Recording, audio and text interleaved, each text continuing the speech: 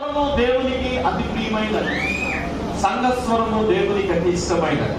అంత మాత్రమే కాదు, సంఘం యొక్క ముఖము మనోహరం, అది బహు అందమైనదట, బహు శాస్త్రమైనదట. మనం ఒకసారి చెప్పుకున్నాం, సంధ్యారాగము చూపొట్టు అనే మాట ఆ సంఘానికే వర్ణించబడిన ఒక శాస్త్రమైన పదం.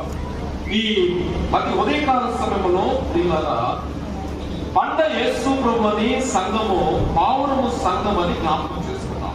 అయితే ఈరోజు మనం 7 రకాల పంటలను జ్ఞాపకం చేసుకుంటున్నాం. ఏ విధంగా పంటలు?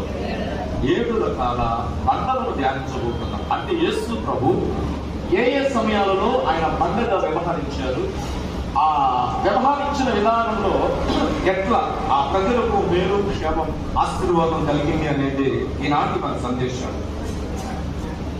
పంట సందులు అనగానే సీనాయి కొండ మీద మోషేకు దేవుడిచ్చిన ప్రత్యక్షత మనం